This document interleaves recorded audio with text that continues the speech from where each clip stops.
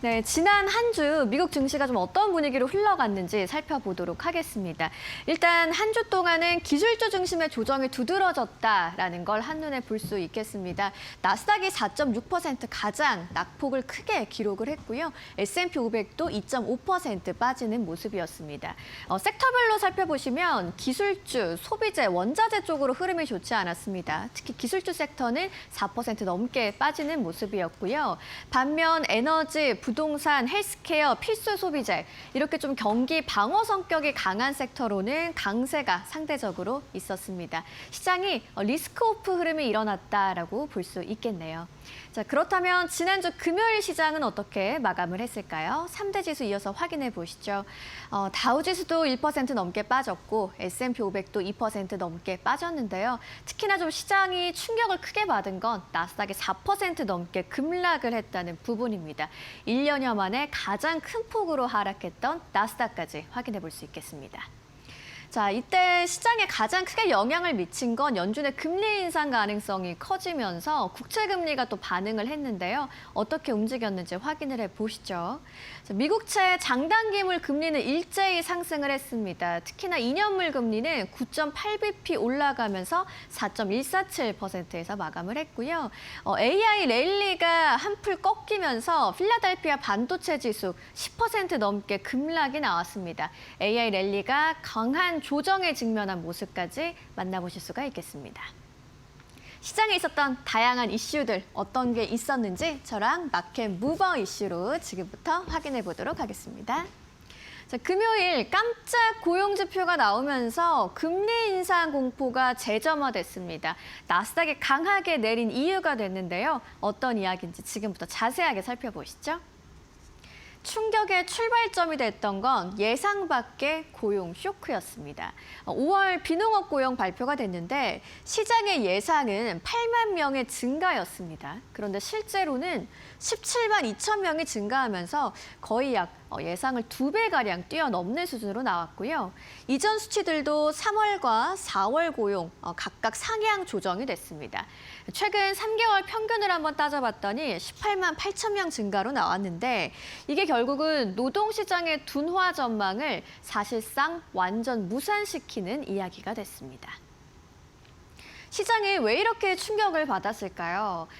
고용이 강세로 나오는 건 결국 소비의 견조함을 의미하고요. 강한 경기로 이어집니다.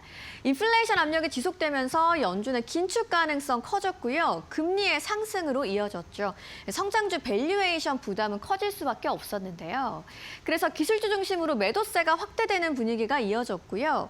시장은 결국 이 고용 지표를 경기 호재가 아닌 금리 악재로서 해석을 했습니다. 결국 좋은 뉴스가 나쁜 뉴스가 된 장세가 펼쳐졌습니다. 미 국채금리가 즉각적으로 반응을 했습니다. 앞서 살펴보신 것처럼 2년물 상당히 올랐고 10년물도 시장의 심리선이 4.5%를 넘어섰습니다. 30년물 금리도 장중에 5%를 재돌파했는데요. CME 패드워치도 연말 금리 인상 확률 70%로 반영을 했습니다. 시장은 연준의 긴축 가능성을 빠르게 가격에 반영하는 모습이었습니다. 실제로 시장의 자금도 엔비디아의 6% 급락 등을 포함해서 기술주의 전반적인 약세 일어났고요. 방어주 쪽으로는 강세가 일어났습니다. 자산시장에서는 비트코인과 금 가격이 하락하면서 자금이 성장주와 위험자산에서 방어주로 이동하는 리스크오프 장세가 강하게 펼쳐진 모습을 확인해 볼 수 있었습니다. 자, 한편 이렇게 금리 충격이 시장 전체를 흔든 가운데 가장 큰 충격을 받은 건 AI 반도체주였는데요. 시총이 하루 만에 2,000조가 증발했습니다. 어떤 이야기인지 한번 살펴보시죠. AI와 반도체주로 집중 매도세가 펼쳐진 것이 이날 시장에 상당히 주요한 이야기였습니다. 필라델피아 반도체 지수가 하루 만에 10% 넘게 빠졌는데 2020년 3월 이후에 최대 낙폭이었고요. 이날 시장 하락의 진앙지가 반도체였다라고 표현할 수 있겠죠. AI 공급망 전반으로 매도세가 확대되면서 반도체 업종의 시총이 약 1조 3천억 달러 증발을 했고요. 코로나 팬데믹 이후에 가장 큰 하루 낙폭이었습니다. AI 랠리 이후에 최대 수준으로 조정을 받은 하루였습니다.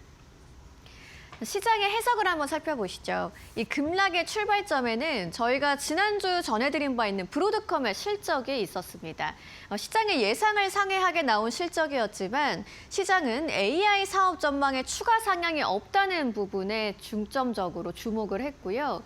월가의 해석도 여기에 힘을 좀 더해주는 내용이었습니다. 마크 해킷의 이야기를 하나 가져왔는데요.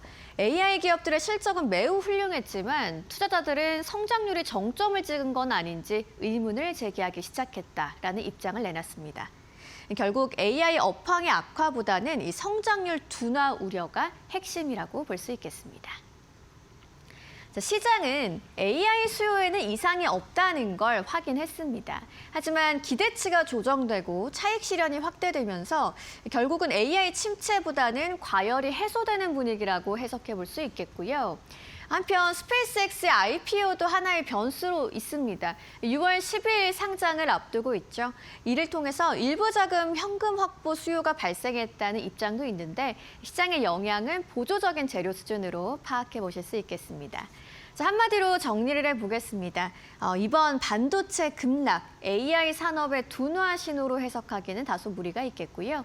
브로드컴을 계기로 과열됐던 AI 기대감이 조정을 받은 시장이었다라고 정리해보겠습니다.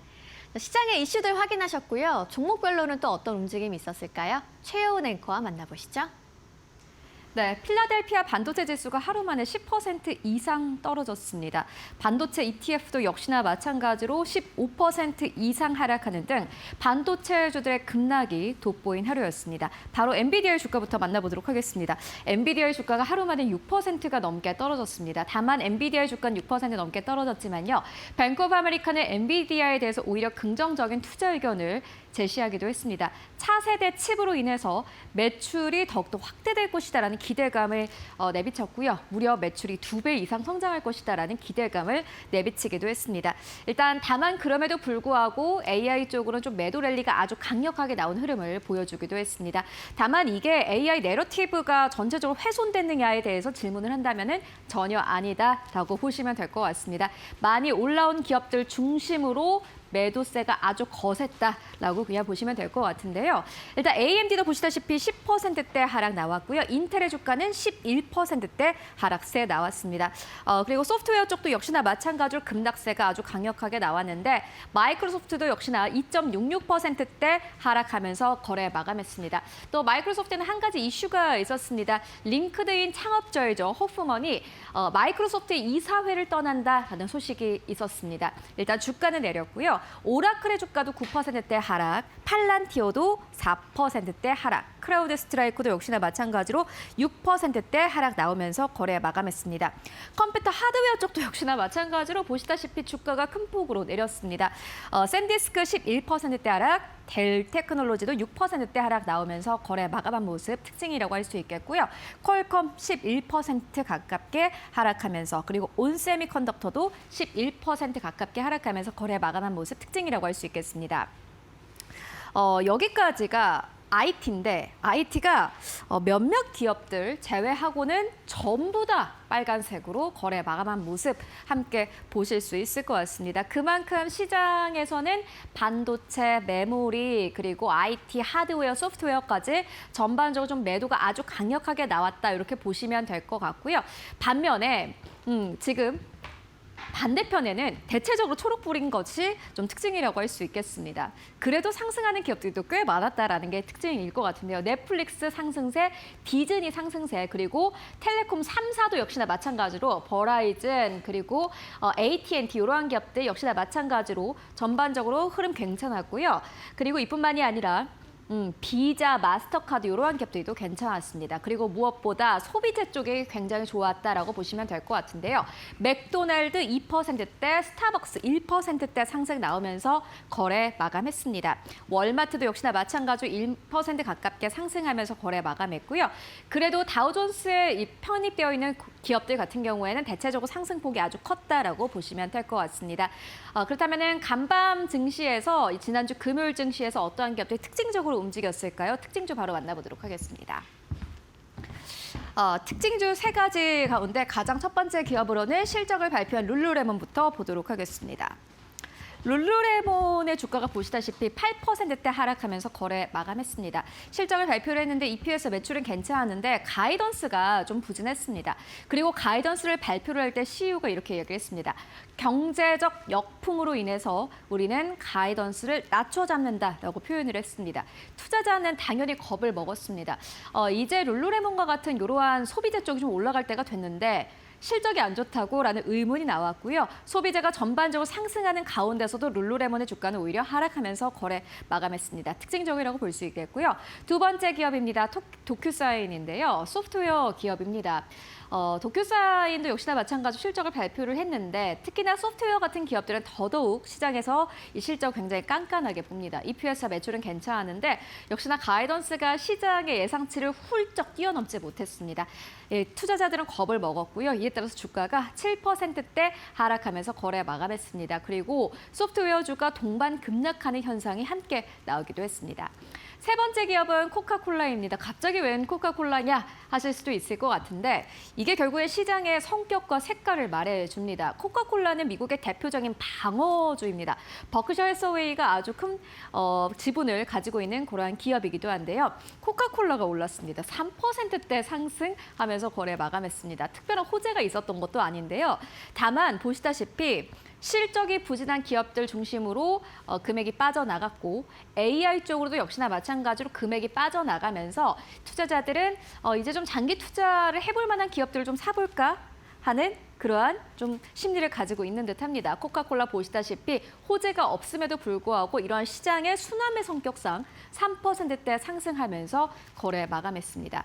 참 시장이 어렵습니다. 이러한 시장을 어떻게 정리해 볼 수 있을까요? 저희 오늘 좀 정리를 정확하게 해보고 가도록 하겠습니다. CNBC에서 가지고 왔습니다. 첫 번째 문장은 이렇게 시작을 합니다. 투자자들은 사실상 매도 버튼 위에 손가락을 올려놓고 있던 상태였다라고 표현을 합니다. 사실 많은 분들도 예상을 하셨을 것 같습니다. 이게 주가가 계속해서 올라가는데 거의 수직 상승이었습니다.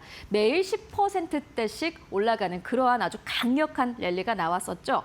그렇기 때문에 투자자들은 이걸 어떻게 차익을 실현을 할까, 언제 실현을 할까를 늘 고민을 하던 그런 강세장이었습니다. 그렇기 때문에 CNBC는 이렇게 표현한 투자자의 말을 인용을 한 것 같습니다.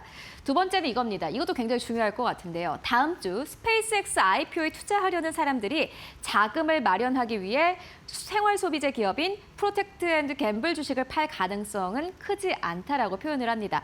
아마 많은 분들이 포트에 어느 정도 비중이 있을 텐데 P&G와 같은 이러한 소비재 기업 그리고 방어주를 팔아서 스페이스X IPO에 참여하지는 않을 겁니다. 지금까지 많이 올라온 기업들, 특히나 샌디스크, 델 테크놀로지와 같은 실적은 생각보다 별론데 그래도 앞으로 실적 성장세가 기대되는 그러한 기업들, 주가가 생각보다 더 많이 올라간 기업들 중심으로 빠르게 매도량을 좀 늘릴 테고 이 자금을 통해서 스페이스X IPO에 참여할 가능성이 높아 보입니다. 그렇기 때문에 이렇게 메모리주, 그리고 반도체주, 하드웨어주, 그리고 소프트웨어주 쪽으로 매도가 나온 것은 어떻게 보면 자연스러운 현상이었다라고 표현을 합니다.